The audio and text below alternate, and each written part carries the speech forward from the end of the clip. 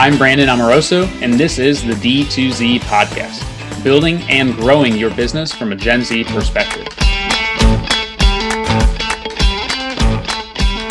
Hey everyone, thanks for tuning in to D2Z, a podcast about using the Gen Z mindset to grow your business. I'm Gen Z entrepreneur Brandon Amoroso, founder and president of Retention as a Service agency, Electric. Today I'm talking with Kausambi, founder of Mason, an e-commerce conversion platform. Thank you so much for coming on the show. Excited to have you here. Thank you. Thank you for having me early in the morning. Of course. So, though I guess I'm cheating a little bit because I'm not in Pacific time anymore, so it's not as early for me. But before we dive into things, could you just give everybody a quick background on yourself and Mason? Absolutely. I'm a product builder. I build products for, as a hobby, as a professional, and I've been building products for more than 10 years now, and in e-commerce enablement. And so that's something that I really identify with. I love brands. I'm a big brand nerd. I love e-commerce overall. I think it really changed the way the whole world started thinking about shopping or things they want, utilities, etc. And working in that space specifically over these past years, I started honing into the D2C space in specific, because when you look at I've worked in Walmart labs. So when you look at marketplaces like Walmart, we used to have such large technology teams, and there's like a ton of different things, systems and platforms that you're building internally to make things work and to make things work really well. And when I started honing into the D2C space, I realized that there's a lot of entrepreneurs, there's a lot of small teams who are doing great business. But why do they have to understand everything about technology? What is an API? What is a webhook? It seemed like a really lot of things that people have to figure out when all they want to do is sell great products. So that's what I've been doing in the recent years. I've shifted from corporate into the startup world, started my own startup. And with Mason, what we're trying to do is help D2C brands, sell great stuff to their customers, make their D2C channel the most profitable channel. What would you say has been the biggest sort of transition or learning curve coming from a more corporate environment to building out and running your own startup? And that's a great question. And I think the first thing that just popped in my mind when you were asking that was setting milestones. Mm-hmm. I mean, when you're in a large, and it's the same as being a child versus an adult, I think, you have like a really nice structured plan in the early days, like you're going from middle school to high school to what next. And there's like this whole path laid out in front of you. And then you get into adulthood and you're like, okay, what do I do? Right? Like I have to figure things out and set my own goals on my own. It's very similar, I think, going from a corporate to having your own startup, because there's no 5-year or quarterly goals that are coming in from top down. It's about you gotta have to figure out what is important, what's the scope, and more importantly, what does success mean and look like for you. So I think that's been the most interesting transition for me. Yeah, and now you're the one who not only has to set those for yourself, but also you're the one that gives the top-down goals to the rest of the team and make sure that aligns with the company objectives, but also their own personal growth objectives. Absolutely. The ability to marry those two together is really important. Yeah.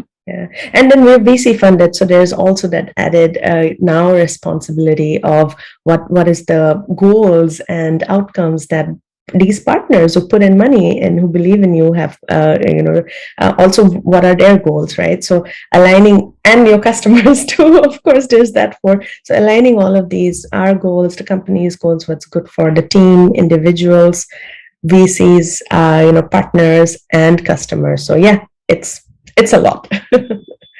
Speaking of the VC side of things, when did you go out to the market to raise? Were you pre-product, or did you already have an MVP, or at what stage of the the startup were you in?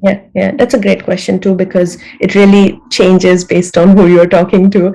And for us, we did have an MVP. We did have, the first few customers. So it was not like completely, back of the napkin kind of a sketch. And then, we didn't do that.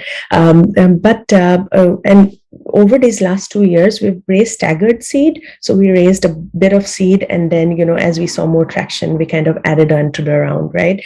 For us, it was that, do we know the space? Are we comfortable with the problem in the space? There's so many different problems, and when you start off, you think of a problem a little broader, and then you kind of start honing in again. So for us, it was do we know what's the specific problem and how we are going to tackle it before we really wanted to bring in more partners on board.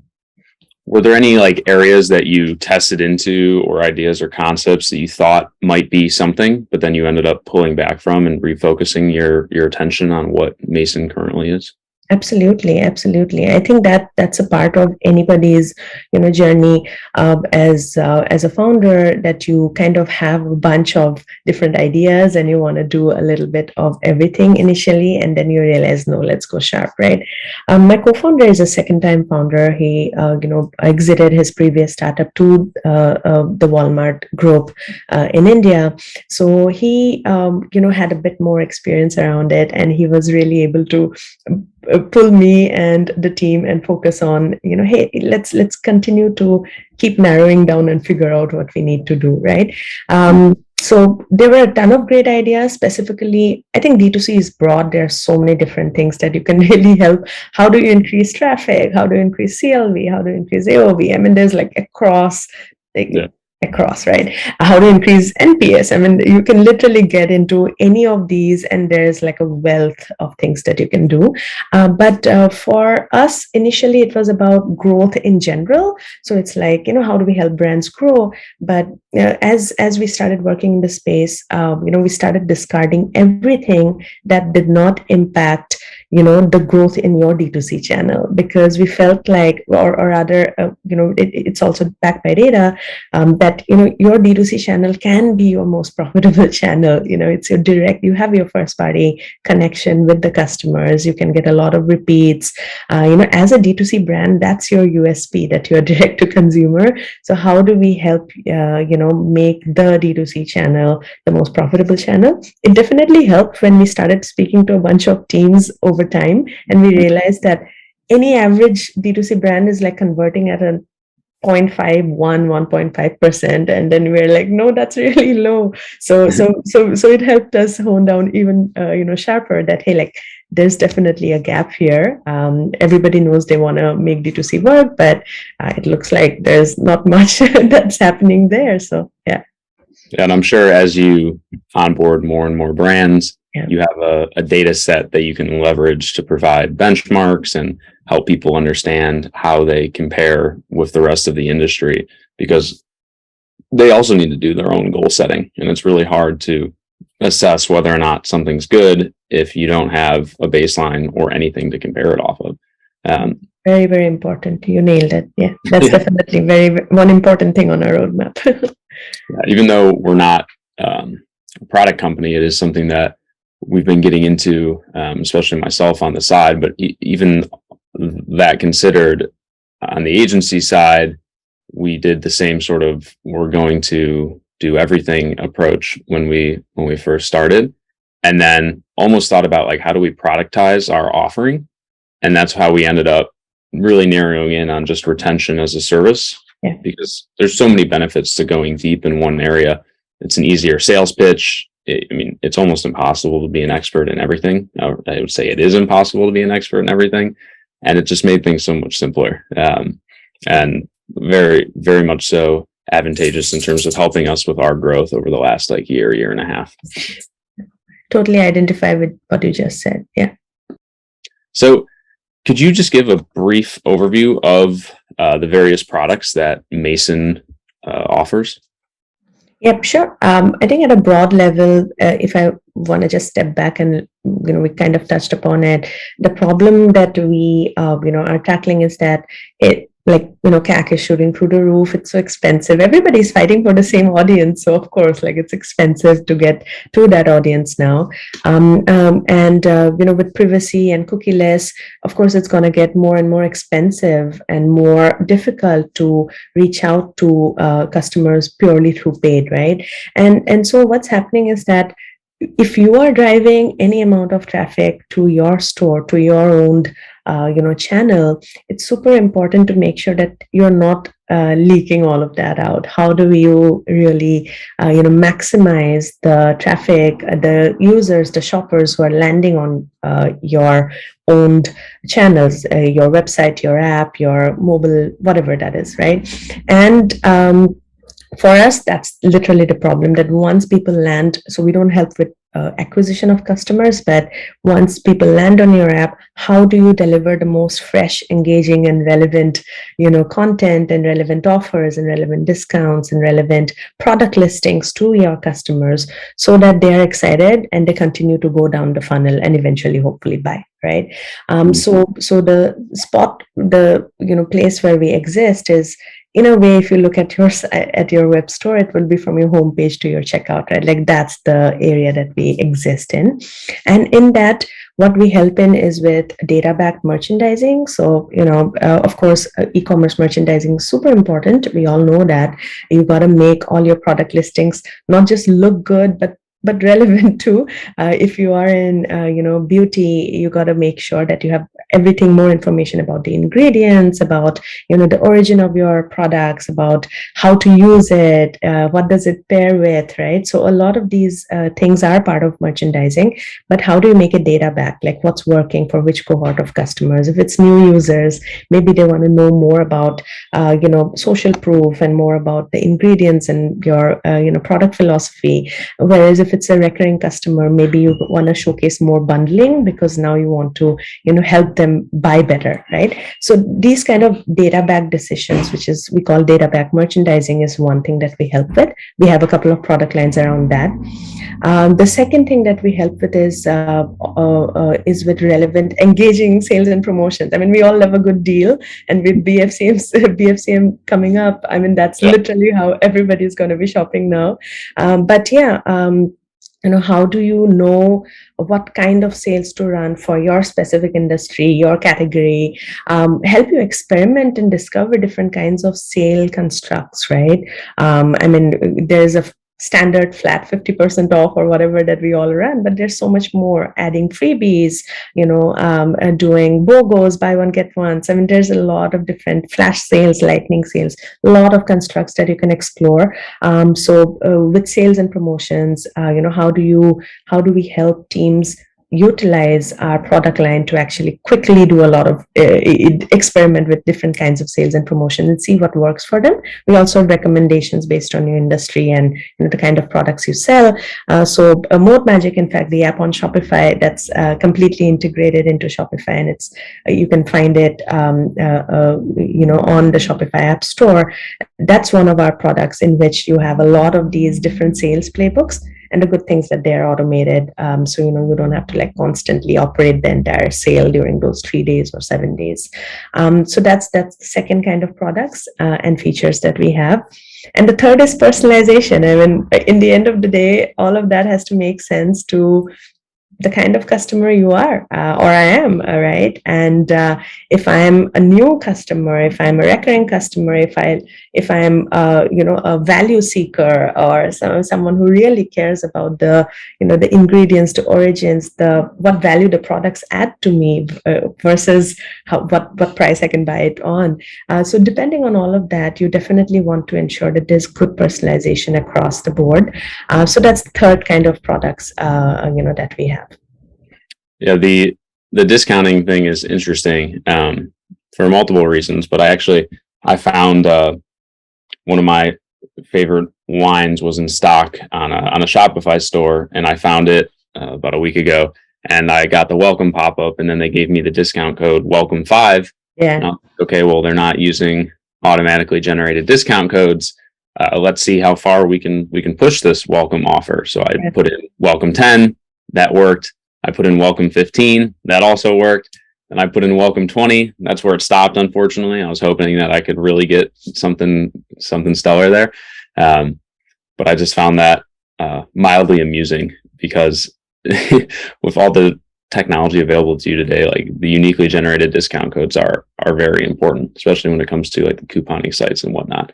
But what are some like tips and tricks around promotions that you've seen work in the past? Because I've always found it to be an interesting balance, like how it fits into increasing LTV and the customer experience, and so that you don't train your customers to just wait for the deals, but also have found it hard to tie that back to any like real data other than, oh, you run a big promotion, you get a bunch of sales, and then you're stagnant for a fair amount of time after that because you just did a 30% out blowout. Why is somebody going to be purchasing the next day when they just missed that? Yeah. And that's a common problem, honestly speaking, because people think of sale or promotion as just like a one-time event. And you see that like the whole e-commerce calendar year is filled with events that we run from Jan till December consistently, right? Everything from Prime Day even to Christmas and whatnot. Now, the mindset is actually, I think, or rather as consumers, we've been spoiled by it. So once we know that, throughout the year, there are these big events where we get a lot of things at like amazing prices. But for the brand, it's important to think of sales and promotions as a part of your everyday strategy versus something that you do as an event big splash one time, right? And that the problem with that usually is that, which you completely nailed when you said, it re-anchors consumers that your products can actually be 50% lower. So why am I ever going to buy something, at full price for you? Versus when you use promotions, discounts, coupons as a method of incentivizing the user to make a decision now versus later. That's a very different construct, right? So that's where, a lot of products that still exist out there are, not really helping too much because they're not giving you a full view of the funnel of your user consistently. So you're unable to, or it's very hard to do that. More importantly, like as a brand owner, you're not really a data scientist. So like if you have to analyze like tons and tons of data, it gets confusing. So if you can utilize products that make it simple for you to understand your user funnels, different cohorts of users and how they are going down from your home to your list, to your collections, to your product, to your checkout, and utilize sales, promotions, coupons in a very personalized and relevant way as nudges to drive the customer towards a decision, right, from one part of the funnel to the other. And then, we've seen that consumers don't necessarily view it as, hey, this product always comes cheap. They view it almost like a gift or like, a treasure that they, got, that, oh, wow, like I can do something, like I'm getting an offer right now for a limited period of time, or I'm unable to make a decision, but yeah, they're giving me something, that a bundle maybe that's like, I can really tip over and I can buy it now. So using sales and promotion as a strategy to drive customers towards a decision, I think we've seen that we have data around it. It really is a much more stronger value prop than just one big splash 50% off sale that you do once in a while. Got it. That makes sense. Have you seen any, I guess, pushback from stores where they segment out their customer list and send more aggressive promotions to those that have been defined as like value seekers, versus those who aren't? Because obviously, like, the segmentation is important, but then if that gets out that, oh, this other group got 20% off, but we only got 10% off, how do brands mitigate that problem? That's again a super good question, and it's again about the lens that you put while helping customers, I would say, move from one part of their decision-making journey to the other. So that lens really helps. Like, if you're wearing the lens of, I'm helping a set of customers move from, again, one part of their decision making journey to the other, right? That definitely helps. But more importantly, it's about keeping it personal, and that's where relevance and personalization really becomes important, right? Like if you are talking about to your customers that, hey, we have an amazing sale, and just to give an example, there's this brand that I got a email from some time back, and there was this like, we're running a site-wide sale, right? And it was like whatever, 10% or 15%, I don't remember what it was.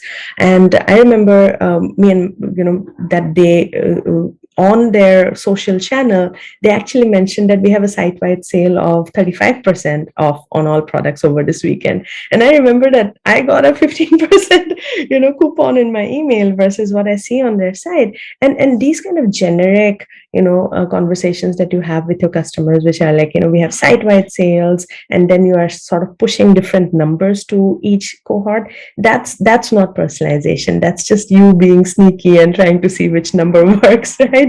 But what's personalization is that, why is that segment going to be interested in an offer, and for what outcome, right? So some segments could actually be interested in, for example, a kit or a combo or a coupon or a bundle, right? That could be the right offer for them. So a lot of recurring customers, their typical carts, that they're buying a certain set of products repeatedly. So why not offer sales and discounts around those bundles, that, hey, like at the same price you can probably get this kit, right? That's personalization, not that you're just changing the number across. So I think, like, again, it's about wearing the lens of, am I helping my customers make a decision? It's when you're running day to day, like 100 and 250% working hard through the day, it's very hard to consistently remind you that in the end, everything that I'm trying to do is to help my customer make a next decision. But I think constantly wearing that lens, and then looking at how do I personalize in a relevant way for each segment, versus just changing like a 10% to a 25%, etc. Because that's not personalization. That's just experimentation. Got it. That makes sense. What are some other like missed opportunities that you've seen brands capitalize on to increase conversions on their site? Yeah, and I think a lot of it is actually data backed. So the fact that, again, as I said, we are not data scientists, so it's not easy for us to constantly analyze data, understand where we are, even get recommendations of what else should we do tomorrow to make our brand better, right? I think that is a big missed opportunity in the ecosystem today. Is, I mean, to be honest, all products, all SaaS companies, all software companies, all agencies, we all have data of our customers, right? But the question is that, are we utilizing that data now to help the customers or the merchants make the next best decision for their business, right? So brands who are able to leverage data in the right way, who are able to consistently have a pulse on what's happening in their store, like, what are the orders, where's the funnel breaking, are people behaving differently today than yesterday? All these things really matter, because if you know that, and you know that trend over time, you're able to see whether you're doing better or worse, and you're also able to see the impact of whatever experiments or strategies or tactics that you ran in your store, right? I'll give you an example of how people can leverage data. Something as simple as slow movers, right? Most people have a gut feel about it. Most brands and merchants have a gut feel about the slow movers in their store. But is it changing over time? Is the trend changing? Does the trend change in certain parts of the year, times of the year versus another, right? During back to school days, are certain products selling more or less than it usually does? So just this eye on what are your slow movers and your best sellers over time, the trends, trying to understand patterns of how it sells different across different times of the year. It can really mean like make a lot of difference to you and your business and the strategies that you implement for different customers. But keeping an eye on data and being able to see trends over time, and then being able to get recommendations on that really changes the game for merchants. How have you balanced like keeping the software products that you offer as self-service as possible, but also making sure that brands are adopting all the features and functionalities so that they get the ROI out of it necessary for them not to churn? Like, do you have a customer success team that helps with onboarding and implementation and strategic sort of insights, or what does that process look like on your end? Yeah, that's again a brilliant question, Brandon. And the reason I'm saying, I don't just mean it when I'm not just throwing the word brilliant. It's something that we've actually been thinking about and working on over these last 2 years of Mason, right? And in the early days, we knew that we needed to get self-serve really DIY and self-serve nailed down really tight, because that helps your initial set of users. It helps you get the first 100, 200, 500 users, right? And customers, and watch them convert and then see what's working and what's not, right? But as we move beyond the first 100, 150 paid subscribers and paid customers, you start seeing patterns of how they're pinging you back or approaching you back with problems, right? Or with requests. And that's when we actually got very serious about setting up customer success and customer support as an important part of our growth team. It's not just a back-end team that just is like supporting customers, but it's actually important lever for understanding what to do next in the product.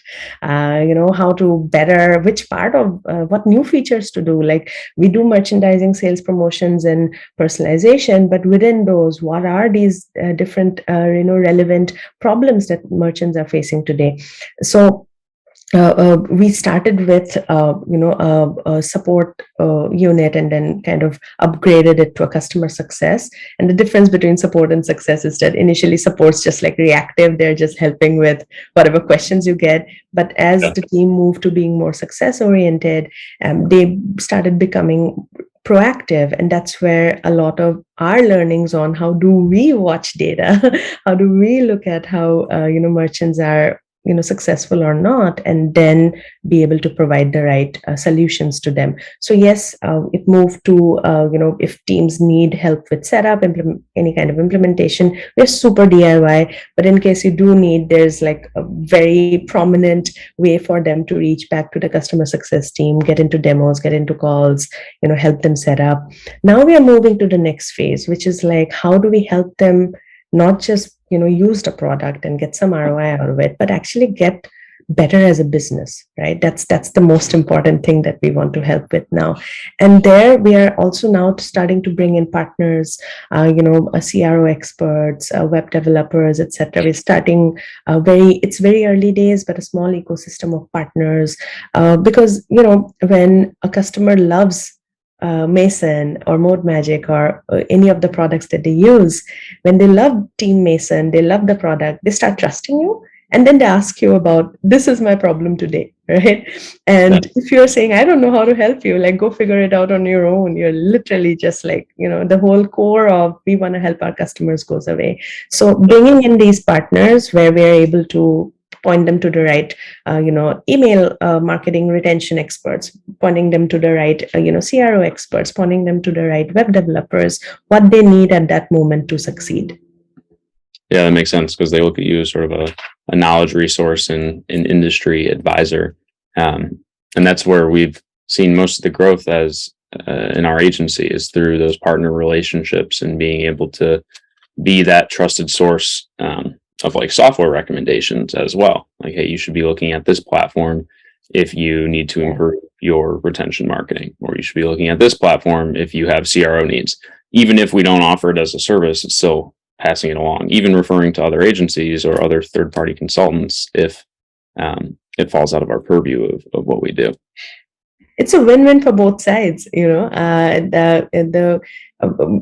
actually all three sides, I would say. The partner ecosystem, you as a agency or a software company or whatever that you're providing as a service, and the merchant, right? Because for the merchant, having to consistently figure out every problem and the solution on their own can get really difficult. So yeah, it's win-win for all.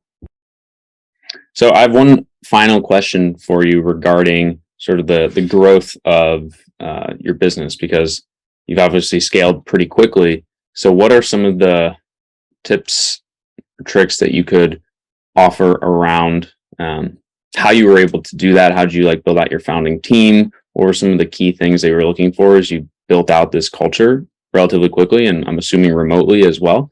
Yeah. Other people listening start to go through their own startup and entrepreneurial journey. Yeah, I think the number one thing is that, how do you consistently keep the communication channel relevant and I think up to date? That's the hardest challenge for anybody today. We have a ton of Gen Zs in our team, young folks in their early 20s, interns come in who are late teens. So, they're all, and a bunch of, folks, even I travel a lot and work, but now, and I used to be like an outlier, but now every other new person who joins our team is like, hey, I'm in Toronto for this week, or I'm in Montreal for this week, and I'm going to be working from there, right? So in this whole your constant shift in the context of each individual, how do you keep the communication relevant and up to date, right? So I think for us, how we are trying to solve it, again, early days, Brandon, to be honest, we are still figuring a lot of these things out, but yes, a lot of record keeping, in a very, to put it in a very boring way, but how do you consistently maintain record of discussions, experiments, conversations that you had with your team, things that you tried, didn't work, or if it worked, if it didn't work, why it didn't work, if it worked, why did it work? I think maintaining that really helps. Like, we literally have internal wikis for each different functions. So we use Notion a lot. It just brings everybody on the same page. So everything from like sales assist to like customer success, customer support, all of these have their own wikis, and then there is a broader wiki for a specific overarching function, like success and sales and marketing all are under growth. So there's a growth wiki then, which are like, what are the things relevant for cross-functional, pods. And I'm not talking about large teams, like literally sales assist is like one guy, but still, it definitely helps to keep start recording things, start maintaining almost like your history of execution in some way. It definitely helps. And so how do you keep the communication really like relevant and up to date? And the second way, thing that we are learning is that it's also about spending playtime together. Like, no matter what, you're not just getting into work to just do those 7 things and figure out strategy and just get out. So I think playtime more than ever becomes so important. Sometimes I know that after working through the whole week, people are like, oh, why do we have to spend an additional hour on another call and meeting each other? So I'm so done with the team. But then they enjoy it, because then you're just like, you get to know each other at a one-on-one level, and that changes the game the next time you need something, or you want a product, someone from the product team to jump into a sales call, whom to reach out to, right? So those having one-on-one connects and spending playtime together, I think those two are the core of keeping communication really transparent and up to date, and trying to spend time with each other as a unit, as a team, where you're not working. Those two are fundamental, and then you can layer on a lot of different processes. Yeah, I think trying to balance the templatization and like build out a process within your organization while also keeping room for creativity and being able to not just be a robot following this certain set of defined tasks is an interesting sort of next challenge, I feel like, as we've built out a lot of these process guidelines, but making sure that the team understands that we're continually trying to improve them, and this is how it's been done. It doesn't mean it's the way that it should be done. Yeah. This is an important thing. Yeah, the world is editable, right? Like, everything is editable. It's not that you can remix and edit anything, including a process that a founder has said. So everything is editable, and totally with you. Well, thank you so much for coming on the show. It was really insightful, and I'm sure listeners learned a lot. I know I did. There's a couple things I'm going to take away from this. But before we hop off, could you let everybody know where they could find you and Mason online? Yeah, absolutely. We are on LinkedIn and Twitter.